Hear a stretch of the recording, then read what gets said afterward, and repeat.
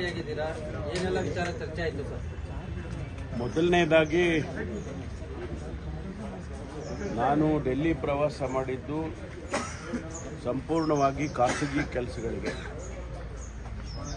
ಯಾವುದೇ ರಾಜಕೀಯದ ಕಾರ್ಯಕ್ರಮ ಇಟ್ಕೊಂಡಿರಲಿಲ್ಲ. ನಾನು ನಮ್ಮ AICC ಹೆಡ್ ಕ್ವಾರ್ಟರ್ಸ್ ಏನು ಉದ್ಘಾಟನೆ ಮಾಡಿದ್ರು ಆ ಕಾರ್ಯಕ್ರಮಕ್ಕೆ ನಾನು ಹೋಗಿರಲಿಲ್ಲ. ಆಮೇಲೆ ಹೊಸದಾಗಿ ಹೆಡ್ ಕ್ವಾರ್ಟರ್ಸ್ ಮಾಡಿದಾಗ ಅದನ್ನು ನೋಡಬೇಕು ಅಂಥೇಳಿ ನಾನು ಅಲ್ಲಿಗೆ ಹೋಗಿದ್ದೆ.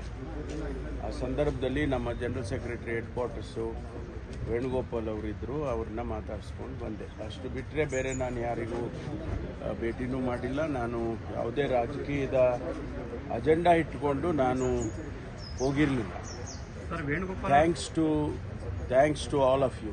ನಿಮಗೆಲ್ಲ ಅಭಿನಂದನೆ ಹೇಳ್ತೀನಿ.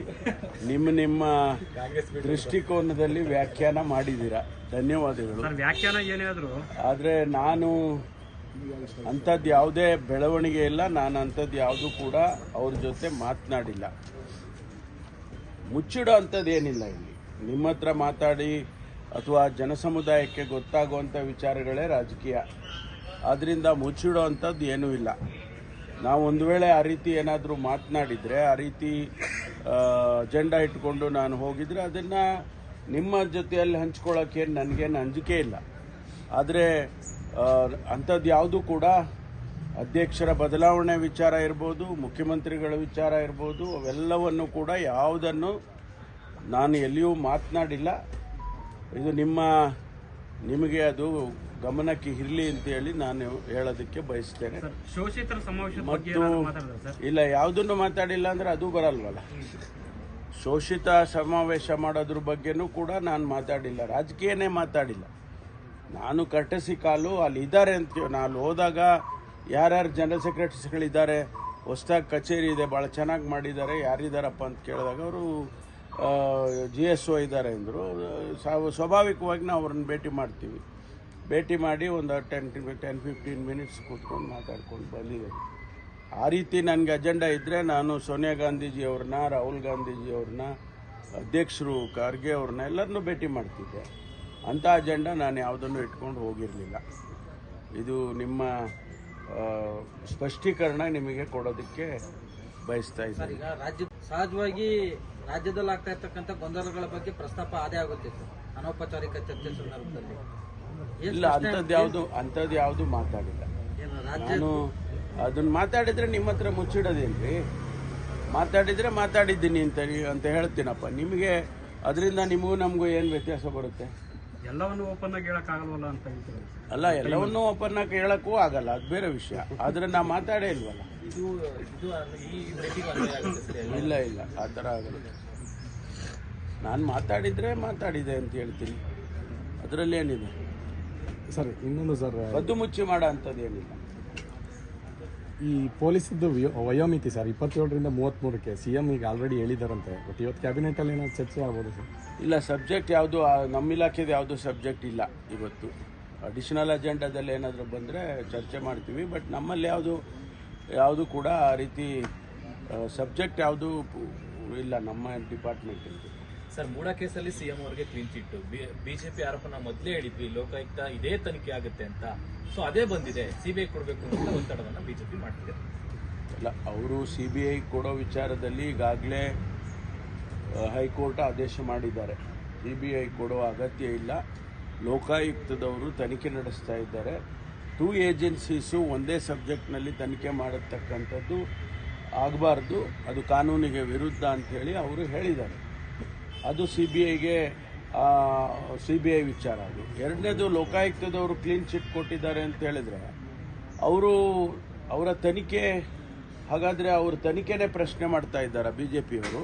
ಮಾಡ್ತಿದ್ದಾರೆ ತನಿಖೆ ಅವರಿಗೆ ಸಿಕ್ಕಿದ ಸಾಕ್ಷ್ಯಾಧಾರದ ಮೇಲೆ ಅವರು ತೀರ್ಮಾನ ಮಾಡಿದ್ದಾರೆ. ಸಾಕ್ಷಿಗಳೇ ಇಲ್ಲ, ಪುರಾವೆಗಳಿಲ್ಲ ಅಂತ ಹೇಳಿದಾಗ ಅವರು ಒಂದು ತೀರ್ಮಾನ ಕೊಟ್ಟಿದ್ದಾರೆ. ಅದನ್ನು ಪ್ರಶ್ನೆ ಮಾಡೋದು ಎಷ್ಟು ಸರಿ ಅಂತ ಅವರೇ ಯೋಚನೆ. ಇವರಿಗೆ ಅನುಕೂಲ ಆದಾಗ ಎಲ್ಲವೂ ಸರಿ ಇರುತ್ತೆ, ಇವರಿಗೆ ವಿರುದ್ಧವಾಗಿ ವಿಚಾರಗಳು ಬಂದಾಗ ಸರಿ ಇರೋದಿಲ್ಲ. ಅದೆಂಥ ರಾಜಕೀಯ ಅದು ಅಂತ ನಂಗೆ ಗೊತ್ತಾಗಲ್ಲ. ಸರ್ ವಿಜೇಂದ್ರ ಅವರು CBIಗೆ ತನಿಖೆ ಕೊಡಬೇಕಂತ ಆಗ್ರಹ ಮಾಡಿದ್ರು. ನಾ ಹೇಳಿದ್ನಲ್ಲ, ಈಗ ಹೈಕೋರ್ಟೇ ಬೇಡ ಅಂತ ಹೇಳುವಾಗ ಅವ್ರು ಮತ್ತೆ ಹೋಗ್ಲಿ ಕೋರ್ಟಿಗೆ, ಕೋರ್ಟ್ ಮುಂದೆ ಹೋಗಿ ಮತ್ತೆ ಒತ್ತಾಯ ಮಾಡಲಿ CBI ಕೊಡಿ ಅಂತೇಳಿ. ಈಗಾಗಲೇ ಕೋರ್ಟ್ ತೀರ್ಮಾನ ಮಾಡಿದೆ CBI ಅಗತ್ಯ ಇಲ್ಲ ಅಂತೇಳಿ. ಮತ್ತು ಅದನ್ನೇ ಮಾತಾಡ್ತಾ ಇದ್ರೆ ಅದಕ್ಕೇನು ಅರ್ಥ ಇದೆ? ಸರ್, ಹೈಕೋರ್ಟ್ ಹೇಳ್ಬೇಕಾದ್ರೆ ತನಿಖೆ, ಲೋಕಾಯುಕ್ತ ತನಿಖೆ ಹೇಳ್ಬೇಕಾದಾಗ ಹೌದು ಇಲ್ಲಿ ಲೋಪ ಆಗಿರುವಂತಹ ಅಂಶಗಳು ಮೇಲ್ನೋಟ ಕಾಣಬರುತ್ತಿದೆ ಅಂತ ಜಡ್ಜ್ಮೆಂಟ್ ಅಲ್ಲಿ ಹೇಳಿತ್ತು. ಲೋಕಾಯುಕ್ತದವರು ಹೇಳ್ತಾರೆ ಸಾಕ್ಷಿನೇ ಇಲ್ಲ ಅನ್ನುವಂಥದ್ದು. ಅನುಮಾನ ಬರಲ್ಲ ಇದಕ್ಕೆ ಅನ್ನುವಂಥದ್ದು. ಮೇಲ್ನೋಟಕ್ಕೆ ಕಂಡು ಬರ್ತಾ ಇದೆ ಎಂದಾಗ ಅದನ್ನ ತನಿಖೆ ಮಾಡೋಕ್ಕೋಸ್ಕರ ತಾನೇ ಕೊಟ್ಟಿದ್ದವರು. ಲೋಕಾಯುಕ್ತದವರೇ ತನಿಖೆ ಮಾಡಬೇಕು ಅಂತ ಅವ್ರು ಹೇಳಿದ್ದಲ್ವಾ? ಸೊ ತನಿಖೆ ಮಾಡಿದ್ದಾರೆ. ತನಿಖೆನಲ್ಲಿ ಇಲ್ಲಪ್ಪ ಮೇಲ್ನೋಟಕ್ಕೆ ನೀವು ಅನ್ಕೊಂಡಿದ್ರೆ ಅದಿಲ್ಲ ಅಂತ ಹೇಳಿದ್ದಾರೆ. ಸರ್ಕಾರದ ಅಂಡರ್ ಅಲ್ಲಿ ಇರುವಂತದ್ದು ಇನ್ನು ಏನನ್ನ ನಿರೀಕ್ಷೆ ಮಾಡಕ್ಕಾಗುತ್ತೆ ನೋಡಿ, it is an independent body. ಸರ್ಕಾರದಲ್ಲಿ ಹೆಂಗೆ ಅಂಡರ್ ಇರುತ್ತೆ?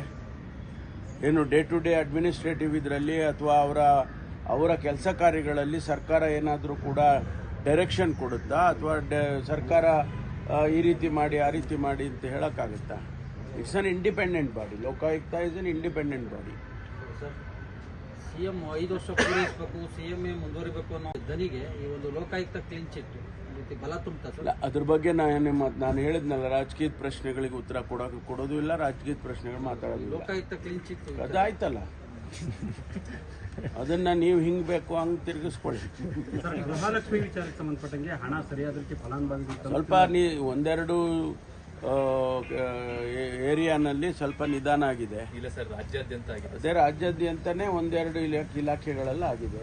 ಅದನ್ನ ಈಗ ಸರಿಪಡಿಸ್ತೀವಿ ಅಂತ ಮುಖ್ಯಮಂತ್ರಿಗಳು ಹೇಳಿದಾರಲ್ಲ, ಈಗ ಹಣ ಬಿಡುಗಡೆ ಮಾಡ್ತೀವಿ ಅಂತ ಹೇಳಿದ್ದಾರೆ. ಸರ್, ಆಮೇಲೆ ಡೇ 1 ಇಂದ ಗೃಹಲಕ್ಷ್ಮಿ ಪ್ರಾರಂಭ ಆಯಿತು. ಪ್ರತಿ ತಿಂಗಳಿಗೆ ಆಗಿದ ಉದಾಹರಣೆನೇ ಇಲ್ಲ. 2 ತಿಂಗಳು ಇಲ್ಲ ಸರ್, ಕೆಲವು ಕಡೆ ಹಾಕ್ತಾ ಇದ್ದಾರೆ, ಕೆಲವು ಕಡೆ ನಿಧಾನ ಆಗಿದೆ. ಅದನ್ನೆಲ್ಲ ಸರಿಪಡಿಸ್ಕೊಳ್ತೀವಿ. ಇದು ಇಟ್ಸ್ ಅ ಫಸ್ಟ್ ಪ್ರೋಗ್ರಾಮ್. ನಾವು ಇದನ್ನ ಬಹಳ ಏನೋ ಒಂದು ಫ್ಲಾಗ್ಶಿಪ್ ಪ್ರೋಗ್ರಾಮ್ ಥರ ಈ 5 ಗ್ಯಾರಂಟಿನ ಕೊಡೋದ್ರಲ್ಲಿ ಕೊಟ್ಕೊಂಡು ಬರ್ತಾ ಇದ್ದೀವಿ. ಒಂದೆರಡು ಬಾರಿ ನಿಧಾನ ಆಗಿದೆ, ಇಲ್ಲ ಅಂತಲೂ ಹೇಳೋದಿಲ್ಲ. ಅದನ್ನು ಸರಿಪಡಿಸ್ಕೊಂಡು ಮುಂದೆ ಎಲ್ಲ ಸಿಸ್ಟಮೆಟೈಸ್ ಮಾಡ್ತೀವಿ. ಚುನಾವಣೆ ಸಂದರ್ಭದಲ್ಲಿ ಮಾತ್ರ ಗ್ಯಾರಂಟಿ ಇರುತ್ತೆ, ಆಮೇಲೆ ಉಳಿದ ಸಮಯದಲ್ಲಿ ನಾನು ಅದೆಲ್ಲ ಇಲ್ಲ. ನೋಡಿ, ಚುನಾವಣೆಗೆ ಏನು ಹೇಳಿದ್ವೋ ಅದನ್ನು ಇಂಪ್ಲಿಮೆಂಟ್ ಮಾಡಿದ್ದೀವ ಇಲ್ವಾ? ಸ್ವಲ್ಪ ನಿಧಾನ ಆಗಿರ್ಬೋದು. ಈ ಫೈನಾನ್ಷಿಯಲ್ ಇದನ್ನು ಮಾಡುವಾಗ ಸ್ವಲ್ಪ ನಿಧಾನ ಆಗಿದೆ. ಎಷ್ಟು ಲಕ್ಷ ಕೋಟಿ ಅವರು ಬಿಲ್ಗಳು ಬಿಟ್ಟೋಗಿದ್ರು ಹಿಂದಿನ ಸರ್ಕಾರದವರು. ಲಕ್ಷಾಂತರ ಕೋಟಿ ಬಿಲ್ಗಳನ್ನು ಹಾಗೆ ಪಾವತಿ ಮಾಡದೆ ಹೋಗಿದ್ರು. ಅದನ್ನೆಲ್ಲವನ್ನು ಕೂಡ ಈಗ ನಾವು ಕೊಟ್ಟಿದ್ದೇವೆ. ಹಣಕಾಸಿನ ಮ್ಯಾನೇಜ್ ಮಾಡ್ತಕ್ಕಂಥದ್ದು ಅಷ್ಟು ಸುಲಭವಾಗಿ ಇರೋದಿಲ್ಲ. ಅದನ್ನು ಮ್ಯಾನೇಜ್ ಮಾಡಿಕೊಂಡು ಇಲ್ಲಿವರೆಗೂ ಯಾವುದೇ ಓವರ್ ಡ್ರಾಫ್ಟಿಂಗ್ ಮಾಡದೆ ಹಣಕಾಸಿನ ವ್ಯವಹಾರವನ್ನು ಮಾಡ್ಕೊಂಡು ಬರ್ತಾ ಇದ್ದೀವಿ. ಸ್ವಲ್ಪ ಹೆಚ್ಚು ಕಡಿಮೆ ಆಗುತ್ತೆ. ಅದನ್ನು ನಾನು ಜನರಲ್ಲಿ ಮನವಿ ಮಾಡಿಕೊಳ್ತೇನೆ, ಸರ್ಕಾರದ ಪರವಾಗಿ ಅದನ್ನು ಸರಿಪಡಿಸ್ಕೊಡ್ತೇವೆ ಅಂತ. CM ಮತ್ತು AICC ಹೆಸರು ದುರ್ಬಳಕೆ ವಿಚಾರವಾಗಿ ರಾಜಣ್ಣ ಮತ್ತು DK ಶಿವಕುಮಾರ್ ನಡುವೆ ಆರೋಪ ಪ್ರತ್ಯಾರೋಪ ನಡೀತಾ ಇದೆ ಸರ್. ಒಬ್ಬ ಹಿರಿಯ ನಾಯಕರಾಗಿ ಏನ್ ಹೇಳ್ತೀರಾ? ನಾನೇನು ಹೇಳಲ್ಲ. ಅಲ್ಲ, ಹೈಕಮಾಂಡ್ ನಾನು ಹೇಳಿದಿಲ್ರಿ, ರಾಜಕೀಯದ ಪ್ರಶ್ನೆಗಳನ್ನ ಮಧ್ಯಪ್ರವೇಶ ಮಾಡ್ಬೇಕಂತಾರೆ. ಪ್ಲೀಸ್ ರಾಜಕೀಯದ ಪ್ರಶ್ನೆಗಳನ್ನ ಕೇಳಕ್ ಹೋಗ್ಬೇಡಿ. ಆಮೇಲೆ ಇನ್ನೊಂದು, ನೀವು ಸ್ವಲ್ಪ ಬದಲಾಯಿಸ್ಕೊಳ್ಳಿ. ನಿಮ್ಮ ವಿಚಾರಗಳನ್ನು ಸ್ವಲ್ಪ ನೀವು ಮೀಡಿಯಾದವರು ಒಂಚೂರು ಬದಲಾಯಿಸ್ಕೋಬೇಕು. ಅವ್ರು ಹೇಳಿದ್ರು ನೀವೇನು ಹೇಳ್ತೀರಿ, ನೀವೇನು ಹೇಳಿದ್ರು ಅವ್ರೇನು ಹೇಳ್ತೀರಿ, ಇವೆಲ್ಲ ಸ್ವಲ್ಪ ಬದಲಾಯಿಸ್ಕೊಳ್ಳಿ. ಸ್ಟ್ರೈಟ್ ಫಾರ್ವರ್ಡ್ ಕ್ವಶನ್ಸ್ ಕೇಳಿ ಉತ್ತರ ಕೊಡ್ತೀವಿ.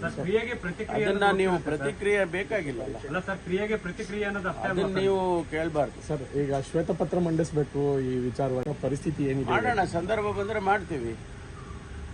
ಮಾನ್ಯ ಮುಖ್ಯಮಂತ್ರಿಗಳು ಈಗಾಗಲೇ ಬಡ್ಜೆಟ್ ಡಿಸ್ಕಷನ್ಸ್ ನಡೆಸ್ತಾ ಇದ್ದಾರೆ. ಇನ್ನೇನು ಅಂತಿಮ ಆಗ್ತದೆ. 7ನೇ ತಾರೀಕು ಬಡ್ಜೆಟನ್ನು, ರಾಜ್ಯಕ್ಕೆ ಬಡ್ಜೆಟ್ 16ನೇ ಬಡ್ಜೆಟನ್ನು ಮಂಡಿಸ್ತಾ ಇದ್ದಾರೆ ಅವರು. ಆ ಸಂದರ್ಭದಲ್ಲಿ ನಮಗೆ ಯಾವ ರೀತಿ ರಾಜ್ಯಕ್ಕೆ ಕೊಡ್ತಾರೆ ಅನ್ನೋದನ್ನು ನಾನು ಕಾದು ನೋಡೋಣ. ನಾವು ಈಗ ಹಳೆ ಬಿಲ್ಗಳು ಕೊಟ್ಟು, ಗ್ಯಾರಂಟಿಗಳನ್ನು ಕೊಟ್ಟು, ಡೆವಲಪ್ಮೆಂಟನ್ನು ಮಾಡಿಕೊಂಡು ಬರ್ತಾ ಇದ್ದೇವೆ. ನಿಜ, ಈ ಫೈನಾನ್ಷಿಯಲ್ ಇರೆಗ್ಯುಲಾರಿಟೀಸ್ ಅಲ್ಲಿ ಇರುವಾಗ ಫೈನಾನ್ಷಿಯಲ್ ಇರೆಗ್ಯುಲಾರಿಟಿ ಇರುವಾಗ ಅದನ್ನು ಸರಿಪಡಿಸೋಳಕ್ಕೆ ನಮ್ಗೆ ಸ್ವಲ್ಪ ಸಮಯ ಹಿಡಿದಿದೆ. ಅದನ್ನು ಮಾಡ್ತಾ ಇದ್ದೀವಿ. ಕಾಂಗ್ರೆಸ್ ಅಲ್ಲಿ